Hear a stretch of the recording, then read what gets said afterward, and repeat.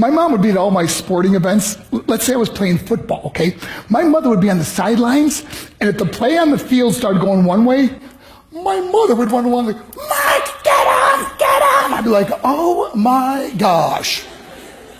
I'd get in the huddle with the other guys. They go, Mark, is that your mother? I go, no, I never saw her before in my life. See, the greatest gift my mother ever gave me, she believed in me. I have overdosed on drugs on 3 occasions where I should have been dead. But I believe I was kept here for a reason. You show me your friends, I will show you your future. How do I know this? I hung out with losers, and I became the biggest loser of them all because I gave up everything I dreamt about as a little boy because of who I chose to surround myself with. My friends would drive me home at 2, 3, 4 in the morning. We'd be drunk and high, laughing in the car. We'd pull up in front of my house in New York. They go, Mark, the light's on. I go, oh man, my mother's up. See, my mom wouldn't go to bed until she knew her son was still alive. I'd walk in, she'd say, hi Mark, how was your night? I go, it was good, Mom, I'm just gonna go to bed. She goes, can I talk to you for a minute? I go, Mom, I'm tired, I'm just gonna go to bed. She goes, Mark, I haven't seen you all day and all night. Can I please talk to you? I said, man, just leave me alone. You bug me. I'd slam my bedroom door on the one person who believed in me. I was on a worldwide tour and we were wrestling overseas in Japan. After my wrestling match, I went upstairs in my hotel room and I fell asleep. There was a knock at my door at 3 o'clock in the morning.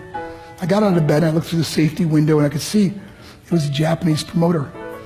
So I opened the door and he said, Mark, you need to call home. There's been an emergency. I went and got on the hotel room phone. I called back to the United States and said, hey, what's going on? They said, Mark, I don't know how to tell you this. I said, just tell me what happened. All of a sudden they started crying. They go, Mark, I can't tell you. I said, just say it. They said, Mark,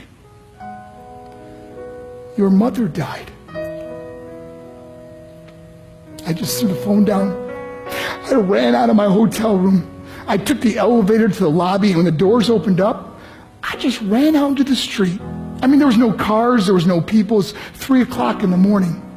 And I walked down the middle of a street in Hiroshima, Japan, and I remember looking up and just saying, Mom, I am so sorry. I flew home for her funeral, and I was so nervous to walk up to her casket, so I just stood way in the back. And I kept looking from a distance. I kept thinking to myself, Mom, please wake up. Please get up. And then I finally got the nerve to walk up to her. And as I got closer, I could see my mom for the first time. I mean, she was so beautiful. She was dressed in white. I mean, she looked like an angel. And I just stood over and I said, Mom, you are my hero. Everything I am, everything I hope to be was because of you. You loved me so much. You gave me a life. You're the only one that ever believed in me. How did I repay her? By getting drunk, by getting high, by getting stupid, by hanging out with losers? For what? All she ever wanted to do was talk to me. I wish I could talk to you now, Mom. I wish you could see what I'm doing. Why couldn't I have been a better son? We are defined by our choices. But if you surround yourself with people involved in drugs and alcohol and pills, it's a dead end. I'm not here to preach to you. I'm here to tell you I lived that life. It leads to broken hearts, broken relationships, broken dreams, and death. For what? To get high? If you have a mother or a father, when you go home, tell them how much you love them. See, my whole life was about being rich and famous. I had to be a millionaire. I had to win the race. I had to win the race at the expense of my marriage, my family, my friends. For what?